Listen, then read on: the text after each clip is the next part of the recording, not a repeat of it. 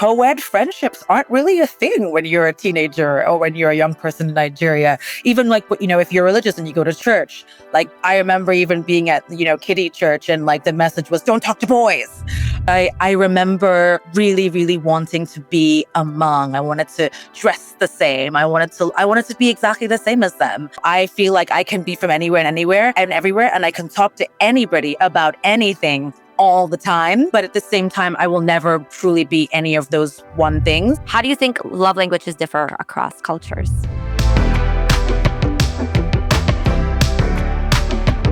Hello, and welcome to another episode of the Dating Beyond Borders podcast.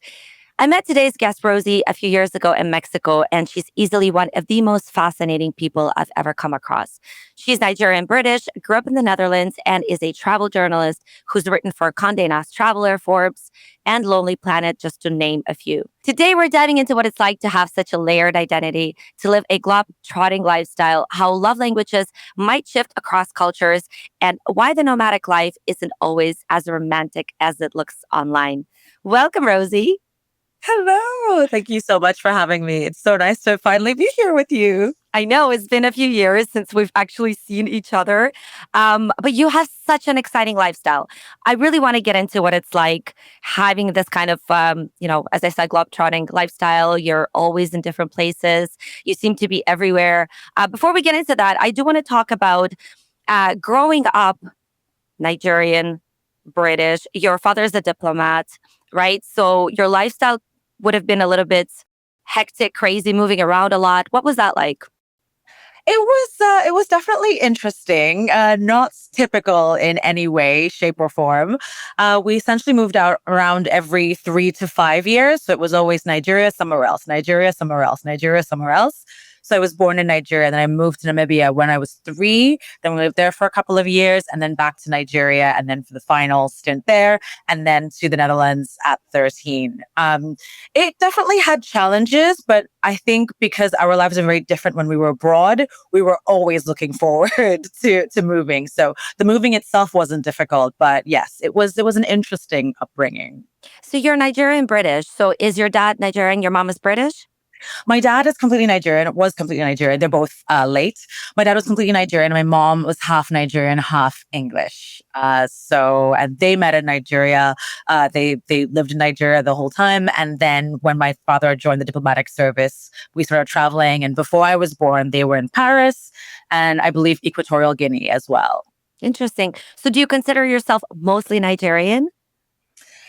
Oof, that's an interesting question. Of course, I am of naturally Nigerian, but I haven't actually been back to Nigeria in so many years. Nothing will ever change the fact that I am Nigerian, but I don't have access to those cultural references that you build when you actually live somewhere. But at the same time, I'm not British. I don't sound British. And I hadn't even been to England until I was 16 or 17 on a school trip in the Netherlands.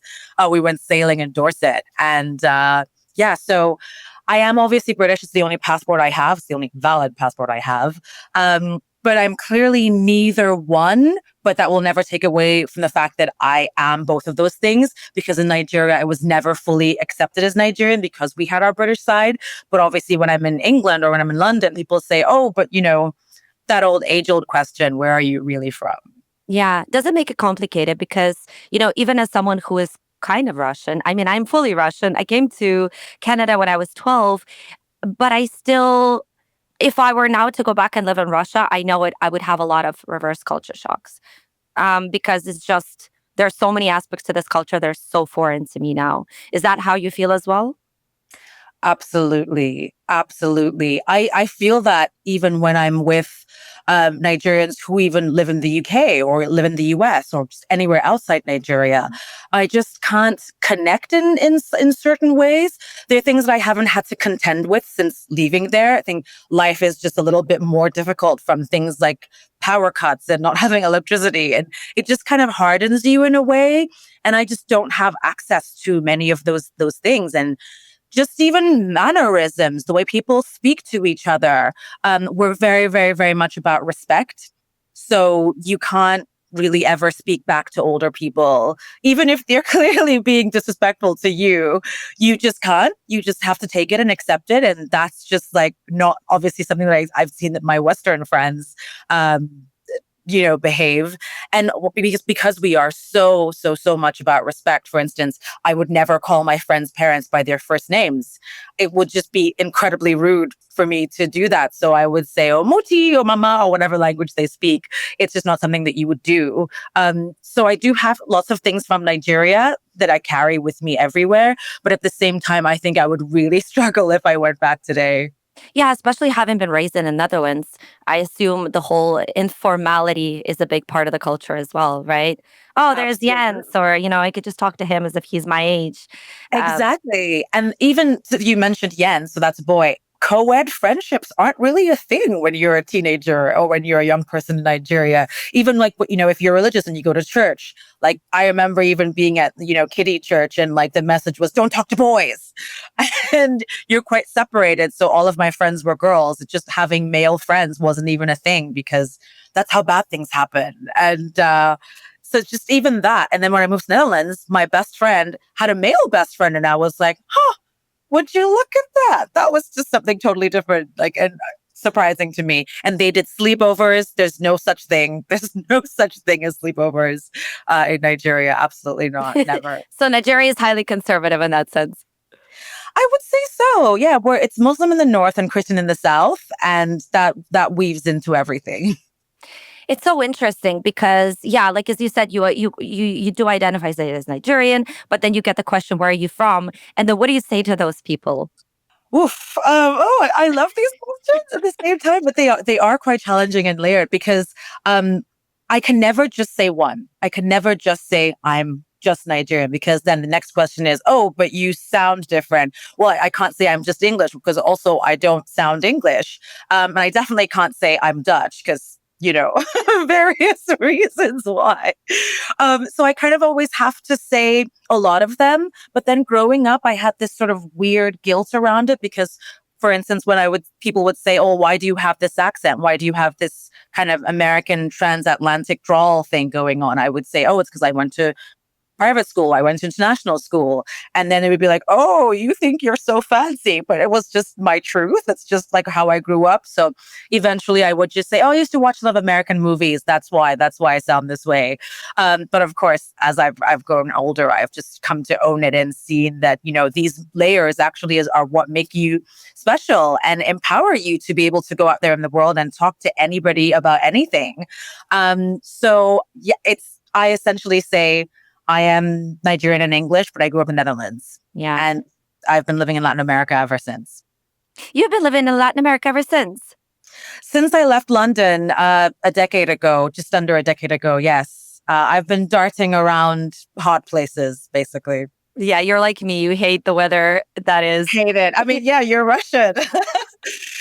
You won't Oh, catch me in the winter time anymore, no. no, I get that a lot. I get that you're Russian. You should like the colds. And I'm like, it's getting old because I hear that so much. No, but it's funny too, because when I get that question, for me, it's interesting because also because of the reputation that Russia has in the world. I'm now very careful. Now I say I'm Russian Ukrainian because it's partly true because my dad is also part Ukraine, he's actually born in the Ukraine and he's part Russian. So now I say I'm Russian Ukrainian. See how that shifted? I didn't know that. I didn't actually know that. Yeah, because I never used to say it, but the thing is now I kind of want to make sure that people understand that I'm not for certain things that are happening in the world. And so I say that, but also there was a time where I would go to Europe and I would say I'm Russian. And men just seemed to assume that I was a gold digger, B, easy, genuinely speaking. There was a point I went to Italy and I was in a club and I was talking to an Italian guy and he said, "Where are you from?" And I said, "Russia." And he goes, "Oh." And then he like tries to like basically remove my dress at some point. And I know it's crazy. It's crazy. And so, and so the reaction was always like, "Oh, she's Russian. Okay, she wants like huge gender roles. She might be looking for a husband abroad." All these stereotypes, right? So I kind of started saying like, yeah, I'm Russian, like Canadian or just Canadian sometimes. On the other hand, when I would go to Latin America and I said I was Russian, like they loved it because it was just so exotic.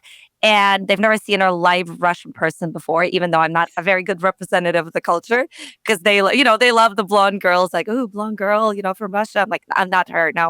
Um, I'm not her. but they would get so excited. And so there was a time in my life where I would say Canadian in one and then Russian in the other, just based on the reaction that I would get. Yeah.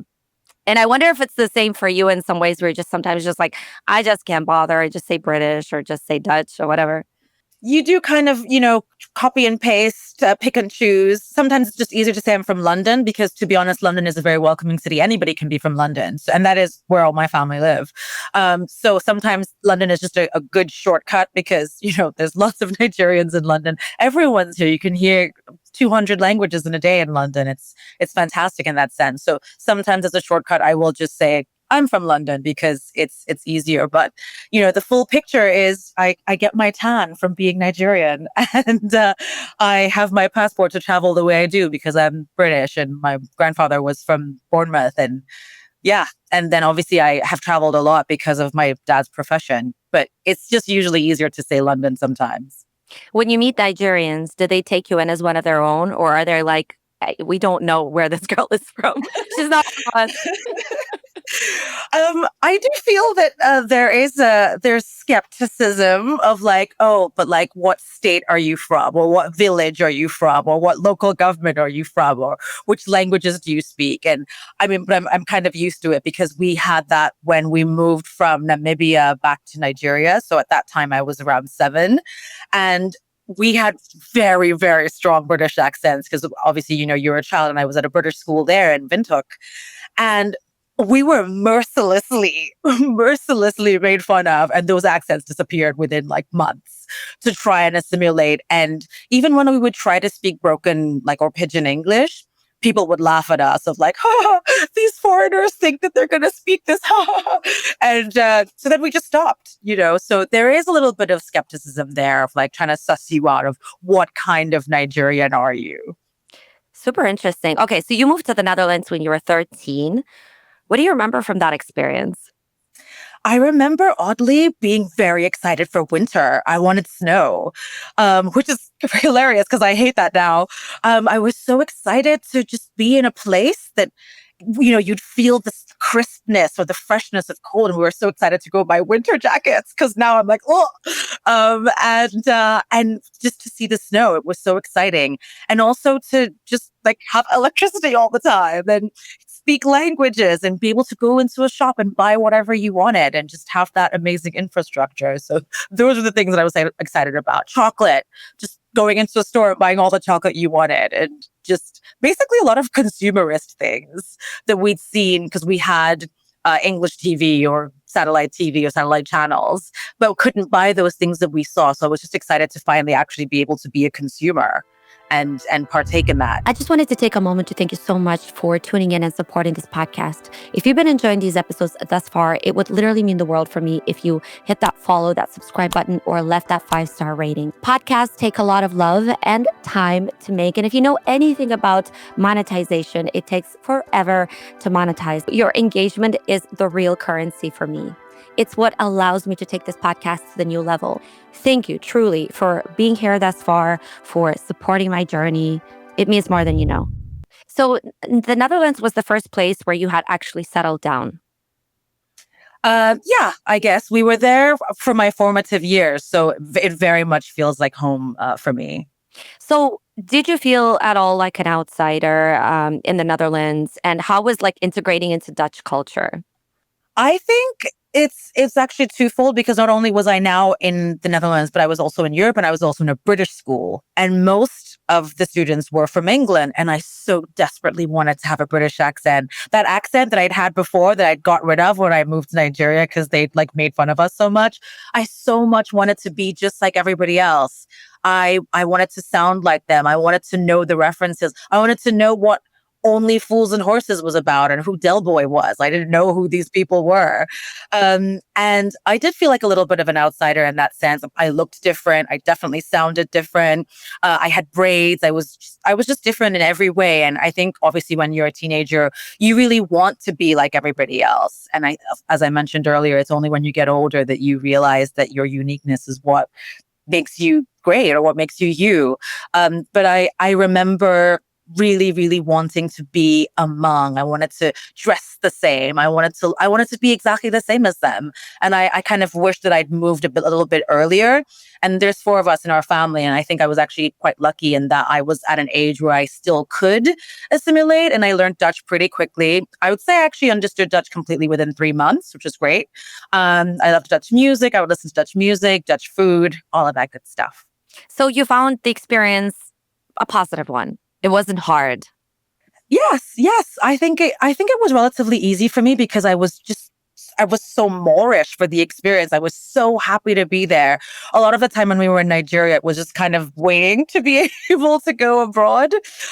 So when we were like, in the promised land, in the land of milk and honey, I think I was just so ready and open, and obviously openness, your level of openness is something that helps you when you move somewhere new. I wanted to learn the new languages. I wanted to understand the culture, go to all the museums and everything. I was just feverish for it.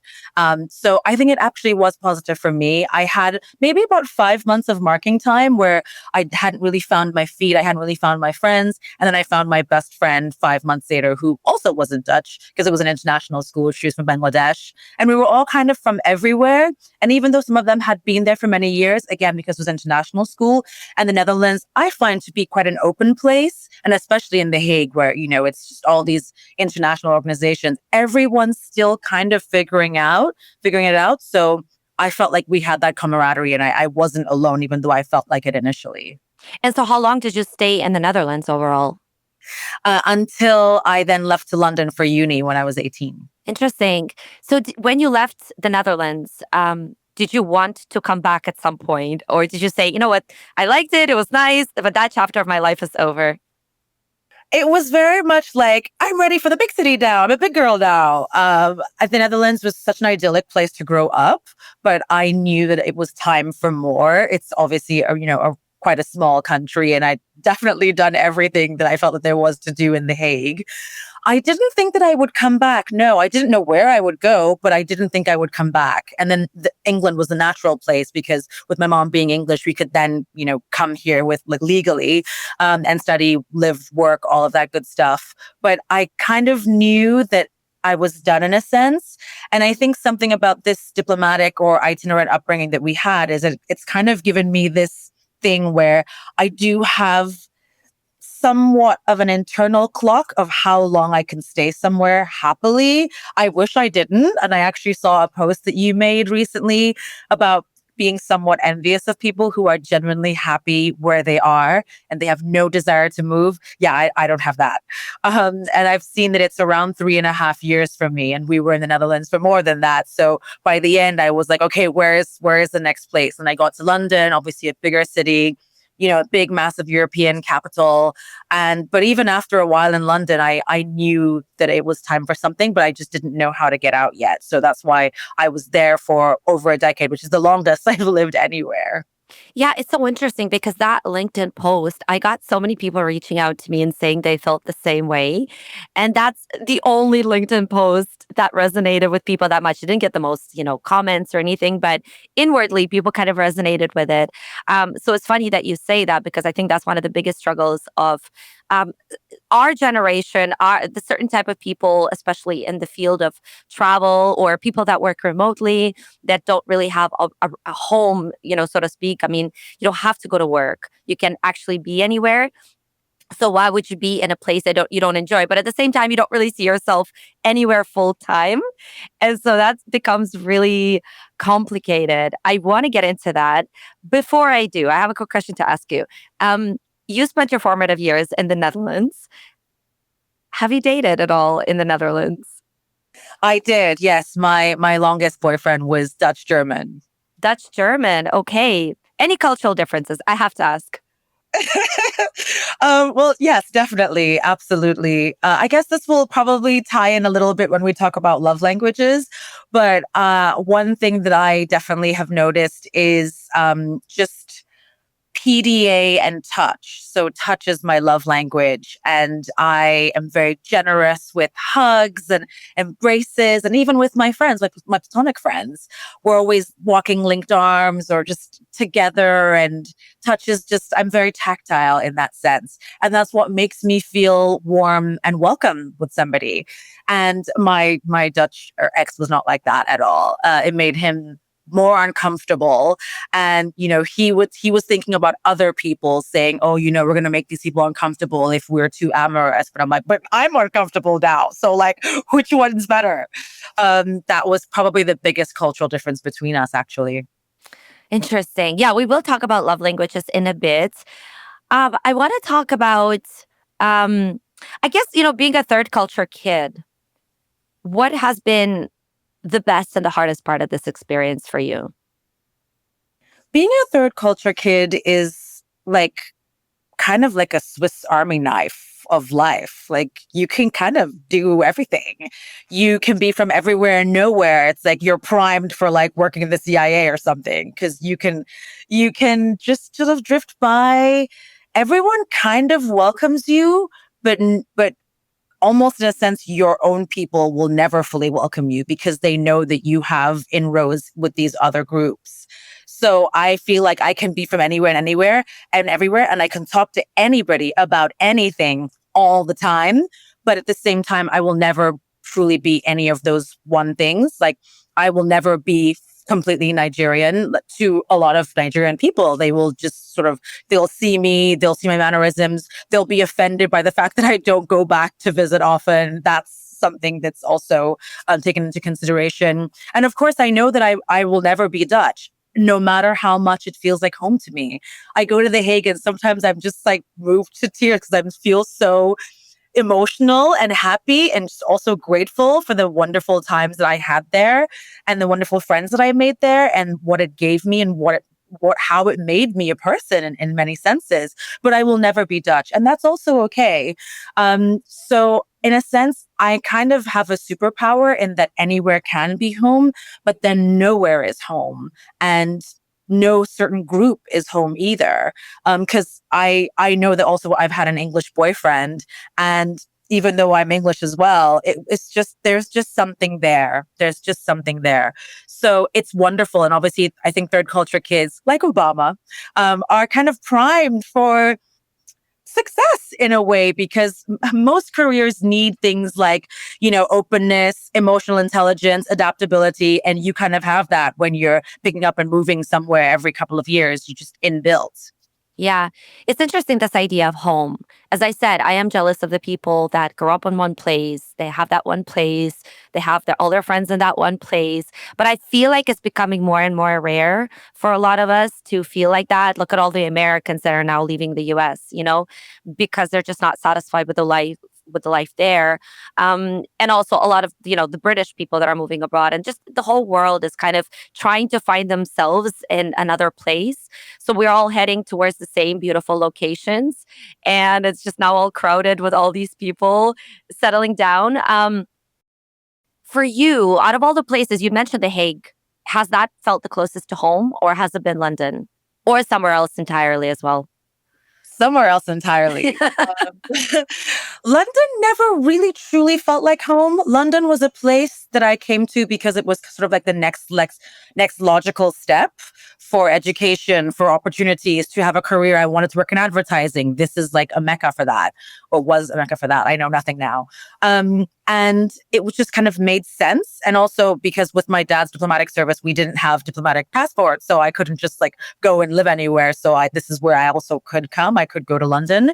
London never really truly felt like home. It was kind of a place I knew I had to be. And I think that also does really change or impact your enjoyment of a place, of like whether you chose it or not. Especially for me, I'm somebody who really, really needs to feel like I have agency over my life. And I felt like London was a decision that was kind of thrust upon me as opposed to a place that I chose. The place that feels the most like home in the world is actually Panama. I love Panama. Something about Panama, just going there, I felt like once I stepped foot on Panamanian soil, I feel like that's when my life began. Panama is the place that has like rescued me from heartbreak, from grief. It's such a good refuge. But at the same time, it's kind of like that relationship, like the one that got away. You know that you shouldn't be with that person anymore, but you still love them in a sense. And with Panama, I have that. I can, once I get through Tocumen Airport, I just like, there's just something about it. I met the best people there. I loved myself there. I loved who it made me. And I also really like Bonaire. Bonaire is a third culture kid's dream. It's very small, clearest water I've ever seen, but everyone's just flitting between all these languages because it's Dutch Caribbean, but then, they're in the Caribbean. People are speaking Spanish, they speak Papiamento, then there's just everything. And it's just superfluous. They just switch these languages so easily. And I find that so fascinating. Everybody's kind of from everywhere there. I love Bonaire and Brazil. Brazil, it just feels incredible. I think most people, you've been to Brazil, I know you have. Most people have this feeling of, the saudade when you leave. Something about Brazil is inexplicable, the magic that it has. So I feel very much at home in those places. And of course in The Hague too, but not so much in London, actually. Yeah, so I noticed you have a pattern, yeah, for very warm places. I could say it comes, from the from the Nigerian background, but I don't think that's necessarily true because I'm exactly the same way. Since I just prefer warmer weather. You come alive differently in good climates, right? People can say, yeah, you can be happy anywhere, but the truth is, when it's raining all the time, when it's dark all the time, it affects you and the way you show up. You become lazier, you become less willing to go out and meet people, more depressed, right? And that's what happens to so many people, in the Netherlands or in London during the winter. Absolutely. I've not done a winter since 2017. I just bought a winter jacket because I came back to London to visit family. But I just thrive in like every extra layer of clothing that I put on makes me feel more compressed and more tight and less free. And my whole thing, like my whole tenet in life is I want to feel free. That is one of the most important things to me. And with every layer I put on, like it just diminishes that feeling. I love the mindset that beach life invites. And I don't necessarily even need to go into the water. I don't need to go swimming in the ocean. It's just something about being near those tropical bodies of water and the palm trees. People are a little bit more easygoing. And, that could be one of the parts that I have of my Nigerian heritage of just needing the warmth because it gets really hot in Nigeria. In the north, it can get to up to 50 degrees.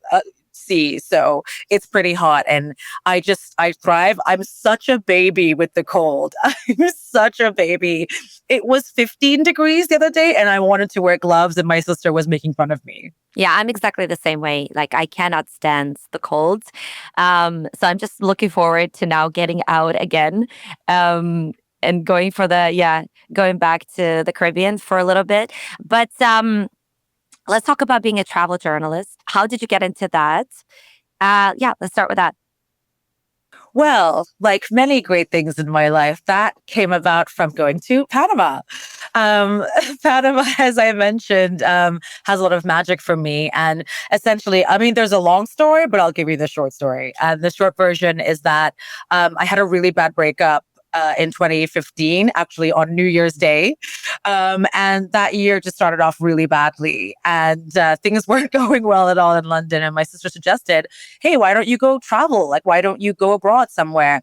And at that time, there were four places that, like, in my mind were like the most tropical. And those places were the Maldives, Hawaii, Fiji, and Costa Rica. And I'd already been to Hawaii, and Fiji was, a place in my mind of where I'd go on my honeymoon. And the Maldives was definitely too far away financially at that time. So I was like, let's go to Costa Rica. Costa Rica does so much marketing in the UK. Every winter, when you're on the tube, miserable, going to wherever you don't really want to be going to, there is an ad for the Costa Rica jungle, Monteverde rainforest. Like, it's just, they're really, really good. They know what they're doing. So I was like, let's go to Costa Rica. And so I booked a ticket to go for 3 months. Cause again, at that time, I didn't know anything about nomadism, about border jumps, about, whatever. So like, okay, let's go live in Costa Rica for exactly 3 months. Cause that's how long I can be there. And I went there and I kind of did everything I wanted to do, but I just didn't have that feeling of home that I was looking for. Because obviously in London, I'd kind of been unhappy for a while. I knew I wanted to get out, but I didn't know quite how to yet. I didn't have the education or the knowledge around all of this stuff about remote work and, traveling around like we do now. And there definitely were no nomad visas. So, because this was 2015 that we're talking about. So I go to Costa Rica. I've kind of done everything I wanted to do. And I was just in a hostel. And there is a Lonely Planet guidebook. And it was a Central America on a shoestring one. And I was just flipping through and I was like, Panama seems kind of interesting. Like they've got the canal, they've got their history with Noriega. Let's go to Panama for 5 days. Let's just check it out for 5 days and see what it's like. So I booked a Tika bus to go all the way from Costa Rica to Panama. And then like the second I arrived, I met these two girls. I met these hilarious Christian missionaries who drank like sailors. I just met the most fascinating people. And then I was at this hostel where I met this guy from California. I believe his name was Mark. And he said, "Oh, have you been to Bocas del Toro?" And I said, "Yeah, I've heard about it, but I don't have enough time to go." And he was like, "Look, I don't know why, but like, I know you need to be in Bocas this weekend." And I was like, "I don't have time. I don't have money, whatever." And he was like, "Stop your excuses. Give me your passport." And then I gave him my passport number and he bought me a flight to Bocas. And like, I didn't have anything with him. I barely knew that guy. He was just like, "I have a feeling you need to go to Bocas." So this stranger buys me a flight to Bocas. And I was like, "Oh my God, like there's all these islands and my transport is a water taxi. And like my life in London is over. Like, how will I do the tube when my transport here is a water taxi?" And it's like, "Ooh, Palm Tree Island or like other Palm Tree Island." And I just knew my life in London was over at that point. And because I knew I loved Panama so much, I got back to London, sold everything, and moved back there 2 years later. And because I actually lived there and I was kind of like writing for some blogs here and there, opportunities started coming my way because Panama is quite small, it's quite niche. I guess there weren't many experts actually living there who also wrote for foreign publications in English. So then magazines started contacting me. Forbes Travel Guide, Lonely Planet. "Hey, do you want to check out these hotels for us?" "Yes, Forbes. Yes, I do." And so that's kind of how it is. So Panama kind of became my niche and it's still one of my strongest geographical areas of focus. And I just last year did the Panama Lonely Planet guidebook as the lead writer, which is so amazing to come full circle like that because it was a Lonely Planet book that led me there in the first place. So yes, that's the story of my journalism. Wow, what a story. I do love Bocas. I'm the opposite of you. I'm not a fan of Panama. I used to teach English there, and my experience of Panama is me crying as I had to cross the freeway or whatever. It looked like a freeway. They have these roads that don't have any lights on them, or they used to. Not anymore. They must have changed the whole city entirely because now they have the subway as well. But when I was there, I was terrified. I was like, I'm going to get hit by a car. And if I would get into a taxi, I was like, this car is going to hit another car. That was my experience of Panama. But I do love Bocas. I do love like the little beach areas. But Bocas is my favorites. The water taxis, I remember taking water taxis. I remember almost, I feel like one going down in the, like we almost went down in one of those water taxis. Like, when you drink too much, you get on the water taxi, there's too many of you. There's no safety control. No jacket. No jacket. I mean, hopefully like the water is warm there, but I mean, still, right? But yeah, it's a really, really great place. So I get it. But you love Panama. Is there a part of you that's kind of like, I love it, but I still don't really see myself being here full time? I think I could go back to Panama in the future. I think it could happen maybe when I've settled down or maybe when I have a family, because I think it is actually a great place to raise a family if you wanted to. There's great schools, there's great healthcare. It's very multicultural, multilingual, multinational. It's all of the things actually that the ingredients I had in my upbringing in The Hague actually could very easily be found there. But I think especially for young people, it could get a little bit sleepy. like if you're in your early 20s and you want that boom, boom, boom, boom, boom, like a New York or Chicago might be better for you. But I think Panama City being so small with, 1 million people, I think it could, but I could go back there. I know that Panama is, it's one of those places you either really, really love it, like I do, in which case, like the flame between us is still burning strong. Whereas I did not have that love with Costa Rica. Everybody I speak to is like, oh my God, Costa Rica is amazing. And I just didn't have that. But I do think that it's like when you fall in love with a person, you don't know why you fell in love with them. It's just there or it isn't. You just have that chemistry or you don't.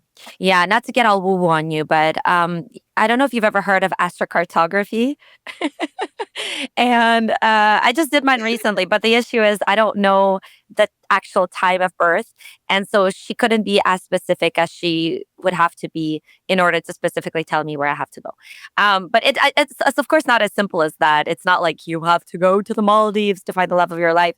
It's more nuanced than that. But it's interesting because certain places have different types of energy that is better for you or worse for you. And that's for me, that sounds like what you're describing. Panama has a certain kind of energy for you. It doesn't have that energy for me. Another place might have good energy for me, but have bad energy for you, right? What place has good energy for you? Oh God, I've been trying to figure it out. Uh, okay, so I keep saying I'm not going to go to Mexico every year and end up going to Mexico. And I don't know if it's just because it's easier or if it's just because I feel the most comfortable there. So this year again, I'm like, I think I'm just going to go to Mexico for 2 months while I figure out some stuff. I could go to any other place in the world, but it's just kind of where my comfort level is. But I also felt that way about Portugal when I was there because it just felt like very homey to me. And I don't feel that way about Spain. I love Spain so much, but I almost feel like I'm not welcome there somehow. There's a feeling where I go and I'm thinking, this is a great place, but it's not my place. I feel like a guest rather than someone who actually belongs here.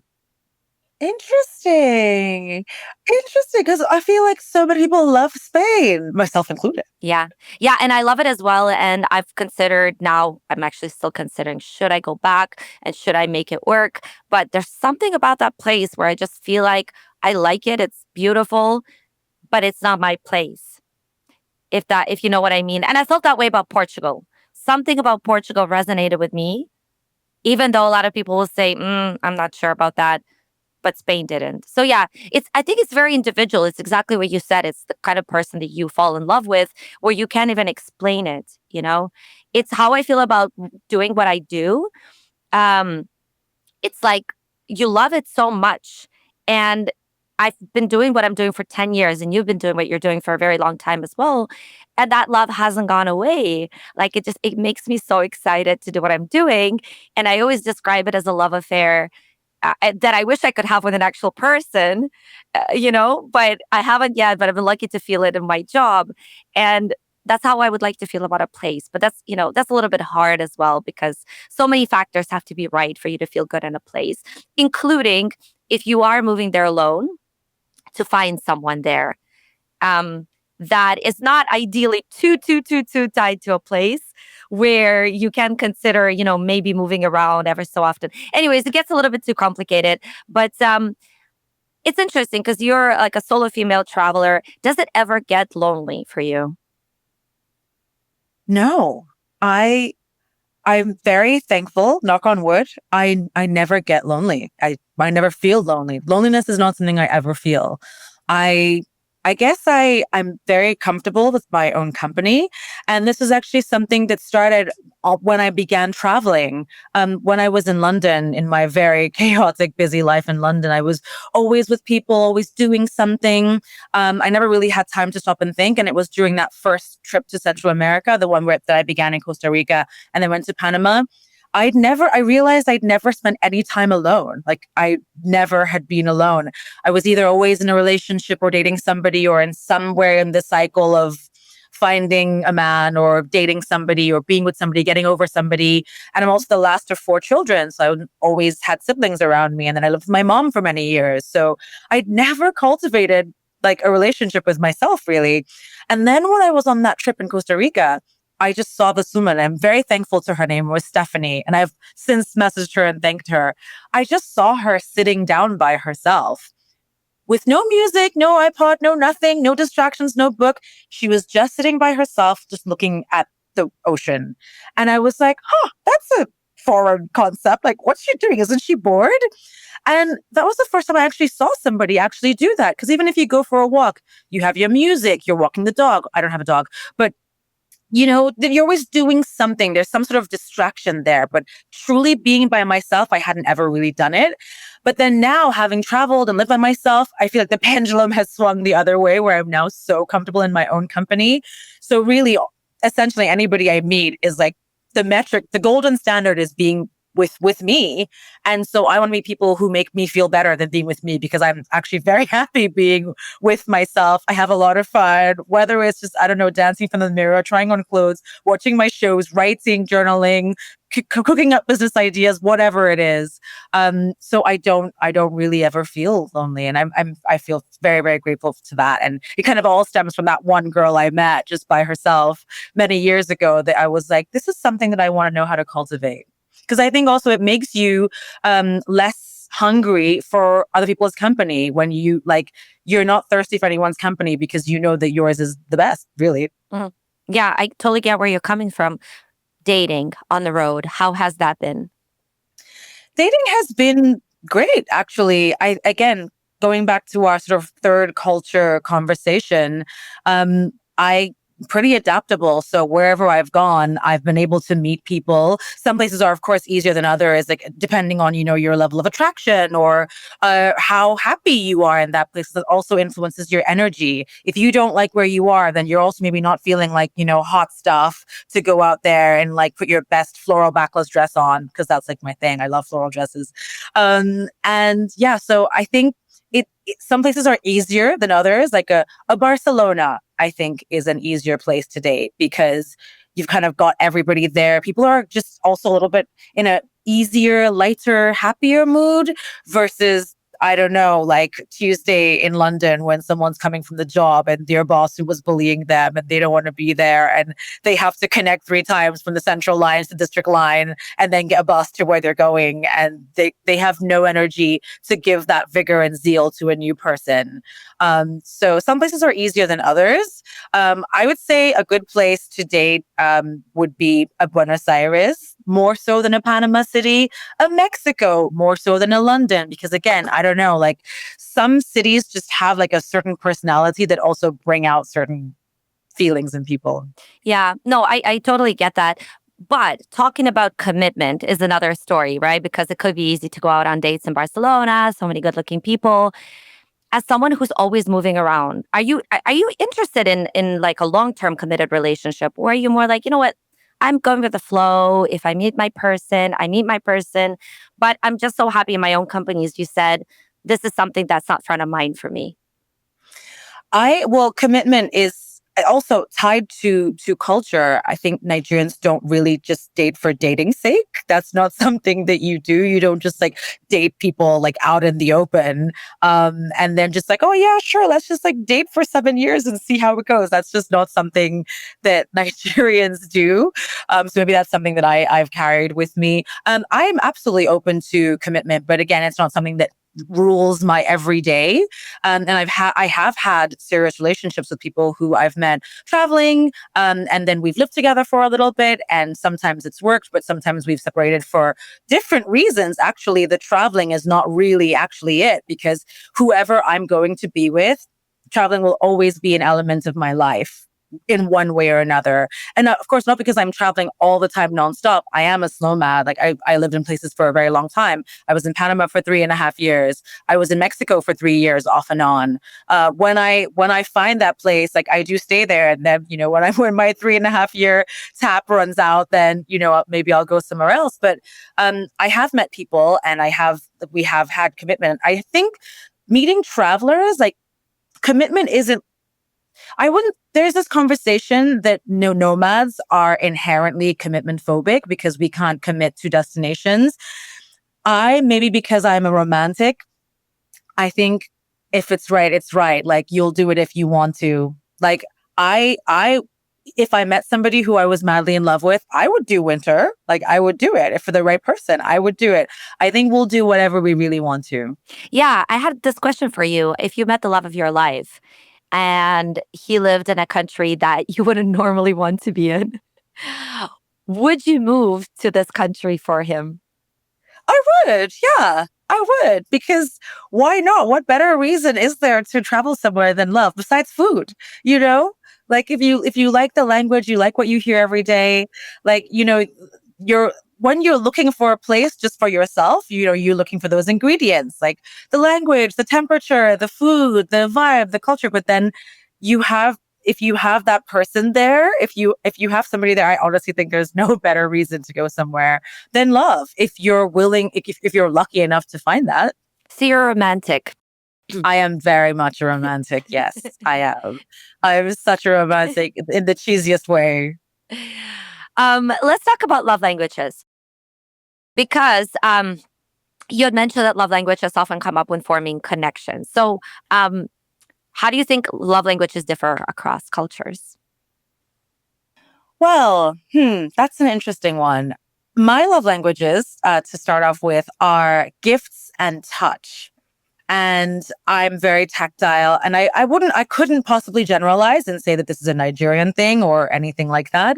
But I know that it's very important to me to feel like I can get close to you. And if I go in for a hug with somebody and I'm like, okay, well, I don't think we're going to be friends. Like you've rejected me now.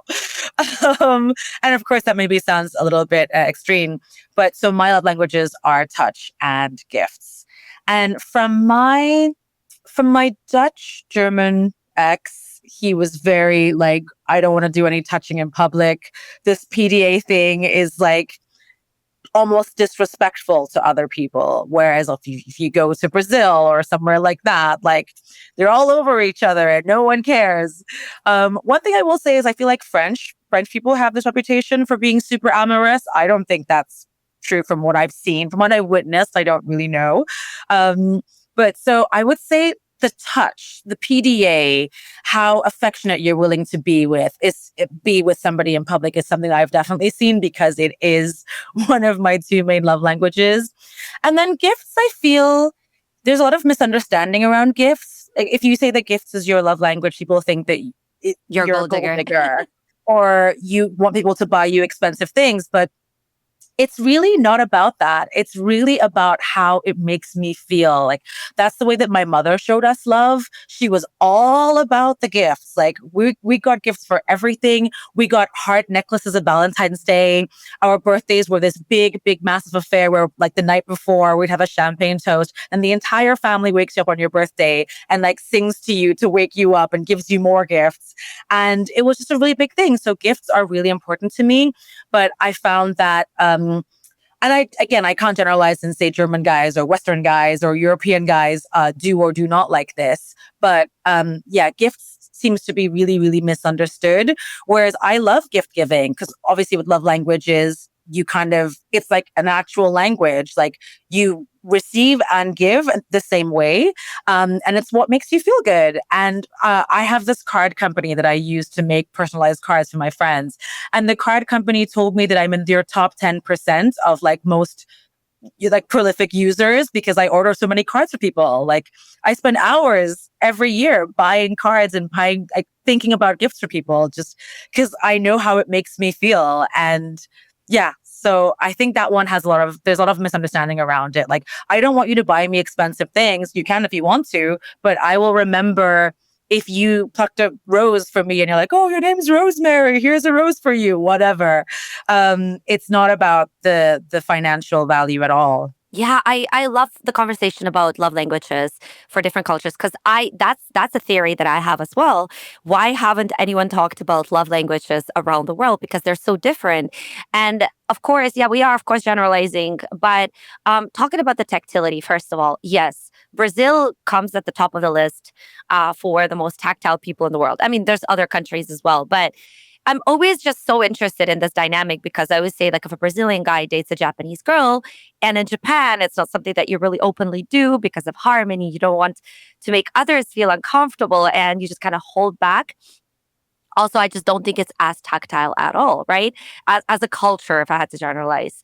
So you will show love in your own way and expect to get that back. And you're gonna be so frustrated when your partner doesn't reciprocate or doesn't enjoy the touch. And so that's one of the most interesting ones. And then the gift giving, because yes, we have the stereotype of Russians or of Eastern Europeans as being gold diggers. And there are, for sure, there are. But there's also gift giving in the culture itself. And I find that's also true with Iranians. For example, my brother's girlfriend is Iranian, and it's very similar. Um, it's our love language. So if I'm coming to your house and I bring nothing, it's just kind of weird. And I've seen this on birthdays. I've seen this play out on birthdays because when you invite a bunch of people, let's say you invite a few Americans, a few Russians, or whatever, whatever, you Russian girlfriends will always come with flowers, with some gifts. And then certain other cultures don't understand that that is something that is supposed to be happening on your birthday. And it's a very cultural thing. Again, talking about the Dutch. Yeah, they do gifts, but in a romantic relationship, there's not an element of surprise when it comes to gift giving. And it's also not really cute. Like it's also maybe more experience style gifts or like candles or whatever. But for me as a girl, like I like some like flowers or jewelry. And at least in my experience, I always had to ask for it. And that kind of kills the whole purpose of getting a gift in the first place. Because for me, I think it's also my love language. If I see something and we've talked about something, and let's say my boyfriend, he really enjoys this and this, he likes this book, I'll get it for him. But if I get nothing back in return, at some point, I'm going to stop giving.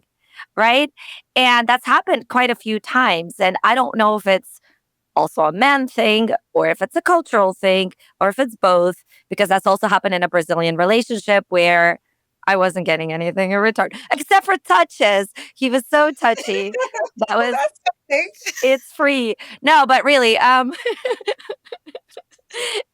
You've reminded me of three examples now. really, I'm so curious.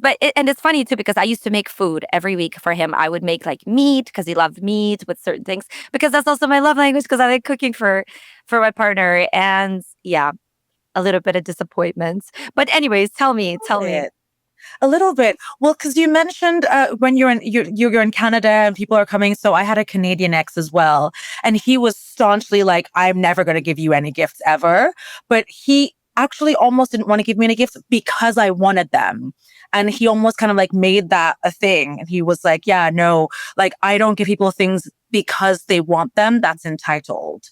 And it actually took me quite a while to like deprogram that out of my mindset because he kind of almost was able to convince me that like I was this horrible person for just wanting also reciprocity because for his birthday, gosh, I went above and beyond. Like I and he loved it. He loved everything I did for his birthday. But on my birthday, nothing was done. Like literally nothing was done.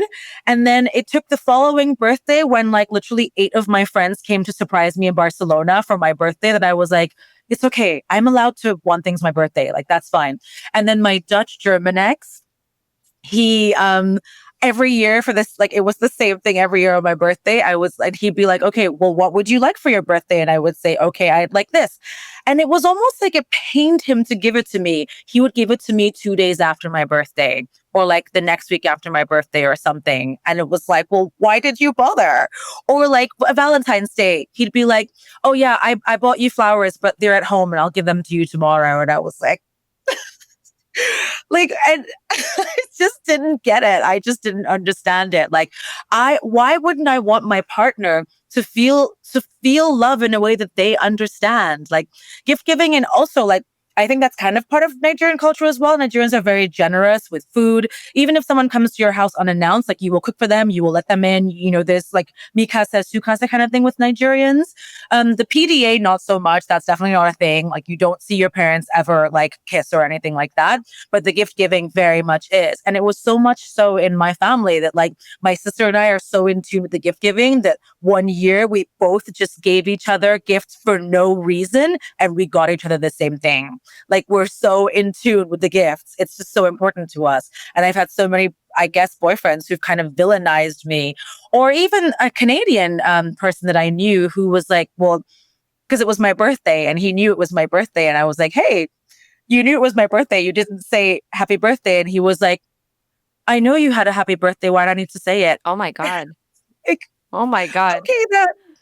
Wow. Okay. Wow. Well, first of all, if you tell someone this makes me happy, I think it's wonderful because you draw a map for them of all the things that they could do to make you happy. And isn't the point of a relationship is to make each other happy? To me at least, right? So if you're like a petulant child being like, well, I don't want to do the thing that you asked, like, what are you, his mother? So that's weird to me. It's not like you're asking for expensive stuff. You're not like, no, you have to get me a Cartier watch, right? That would be maybe I could see someone rebelling and saying, well, it's very specific. She wants me to go out and get this very specific expensive thing. But no, you want him to show that you care, that you want to show the affection. And I think most of us women, no matter where we are in the world, we still want to see our partner put in the effort for us. It's just that a lot of these cultures where these women are conditioned that that it's like, oh no, I don't want him. I don't want to put him through that. Or maybe he's going to expect something on the first date. If if he pays the bill or he does that, then there's expectation there.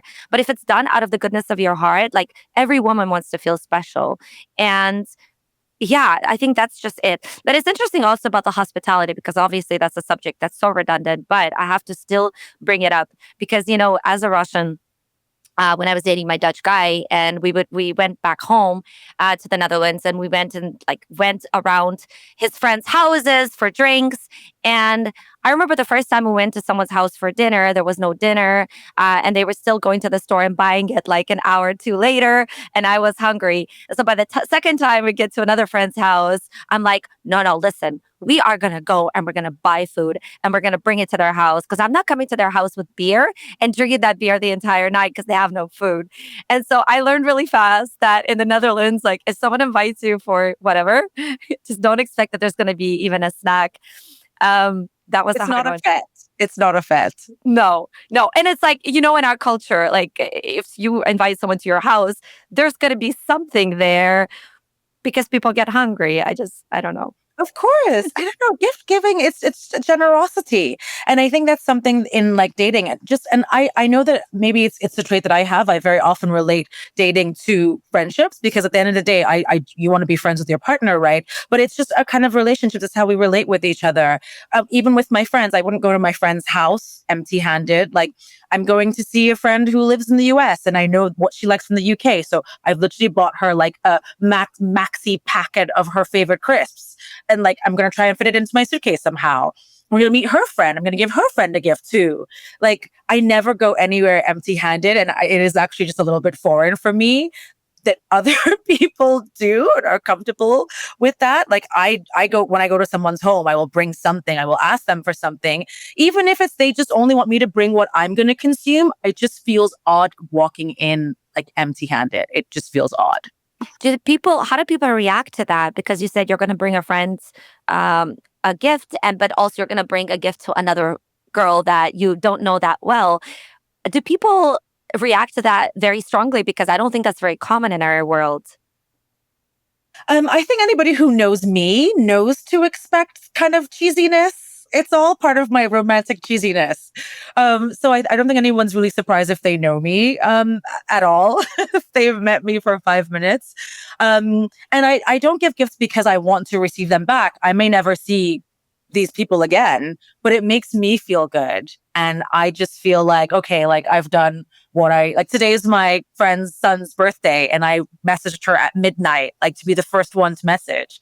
Like that doesn't cost anything. It just like people remember that stuff and it makes me feel good. Wow, you're a very special person, genuinely, because I feel like that's such a rare quality, especially in today's world where we're also me focused. And it's just harder to find people who truly remember each other, remember birthdays, remember things happening in each other's lives. I think that's a really rare quality, genuinely. Thank you. Yeah, it's my mom. Like I got this from my mom. I have an Excel document with ideas for birthdays for people. Wow. Okay. Everybody, I'm going to It's link to Rose's extra. Instagram below. You can go message her and be her friend if you have no friends. It won't be expensive stuff. I'm cheap. Listen, you should start like a membership, a feel good membership for people um to feel loved when they feel lonely. Because the loneliness epidemic is a thing. It And is. if everyone had a friend like you who would make them feel a little bit more special, then we would all feel a little bit less lonely. I think you That's so should sweet. consider a group. That's sweet. So your lifestyle is super exciting. Has it affected how you view things like stability, routines, predictability? I mean, you've already said that you're this kind of person that you get restless. But do you ever look at other people and say, like, man, I wish I could just stay here for, like, wish I could be the kind of person that would just put my roots down, enjoy the little things, and not have my mind wander and think about what else is out there. Absolutely. Yes. I'm highly, highly, highly envious of people who um dare I say like don't crave more because at this I think because it's like it almost an ignorance is bliss thing. If you have lived in one place your whole life, you don't know maybe that like there are these amazing water taxis at Bocas del Toro and what it feels like to watch a sunset on the beach somewhere in Thailand. Like you don't know. So like maybe you can't really crave it as much. But now I know I can't unknow. I can't know that feeling of like just got off the plane like the first night somewhere. I can't know the feeling of like meeting new people or like going to the supermarket for the first time and like going with my Google Translate. Like, what does this mean? Like, I spent some time in Poland this summer and it was like smacznego, dziękuję, like learning all the new things. Like I can't unknow that feeling. So I am very, very envious. And I do even have some high school friends who went to international school like me who are also just happy and they're fine where they are. They're in Canada, they're in England, they're some still in The Hague, and they have not moved around as much. And like they're thoroughly, thoroughly, thoroughly happy, but I don't think I would have the same level of happiness. I do think that I will. I think I have certain ingredients that I need. And the weather is one of them. I like a certain level of infrastructure. And I know we touched on it earlier a little bit with when you mentioned astrocartography, but in terms of like, there's some places that you just know that you're meant to be here from now, and some places like, I need to get out of here. And I so much wanted to love Albania. I really wanted to love Albania. I heard so much about it in the nomad community, but my body was like, you need to leave. Like something about this isn't right for you. I don't know what it was. I went there right after Germany. I'd been in Germany for Oktoberfest and I went there and I was in the Albanian Riviera and it was very pretty. But my body just did not feel right. My circadian rhythm was all over the place. I was ravenously hungry all the time. I had like a tightness in my chest and an impending feeling of doom, like something bad was going to happen. But it wasn't related to anything that happened. Everybody was lovely. My apartment was nice. I was looking at the Ionian Sea every day. But it just didn't feel good. And I feel like that will happen, that there will be a place that will feel right and I will just stay and I'll have my ingredients and I'll be happy eating that soup for a while. Thank you so much. On this note, thank you for taking part in the podcast. It was such a pleasure to have you on. As I mentioned in the introduction, we met in Mexico, and this was, what was it, 4 years ago now? Oh my God. And I just remember we had so many wonderful conversations. You're always such a bright and happy person. I'm not surprised you're not lonely when you travel because you have such a knack for making friends, and you also remember friends anniversaries and birthdays and stuff. So everybody probably loves you. So I doubt that you're even by yourself at any point, but maybe you are. Maybe you are. You're fine with it.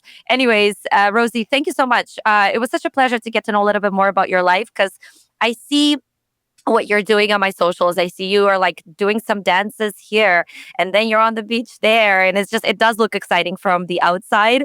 So I wanted to get your perspective on how it is on the inside as well. Thank you so much for having me. It was so lovely to chat with you again. I think we met like at my rooftop pool in my building. Hmm. I think so. I don't remember how we met. I remember having conversations in the pool. So that you're right. That I think probably that's was how it. we met. I think that makes perfect sense. Let's live our tropical life, at a rooftop pool. Yeah. And then we talked about Dutch people for a long time. That I remember. Yes. And then I think we dipped a little bit into the Nordics, but I hadn't really spent that much time there yet. So I didn't have that much input, but now I do. We'll keep that for another episode. Yes. Yes. The next episode. Thank you so much for having Yeah. me. Thank you. And guys, if you enjoyed this episode and want to leave a comment, please go ahead and let us know what you thought. If you have any questions for Rosie, if you also want to check her out, I will link to her socials. I will also include the Lonely Planets guidebooks that you wrote for, because I think that's a huge achievement. So you could go check those out. And yeah, guys, stay tuned for next week's podcast. Don't forget to comment, share, and like if you enjoyed it.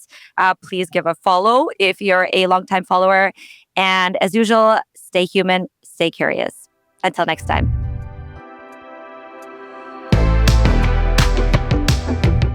Hope you all enjoyed the podcast. If you made it all the way through, don't forget to subscribe on YouTube, follow on Spotify, Apple, or wherever you're watching or listening.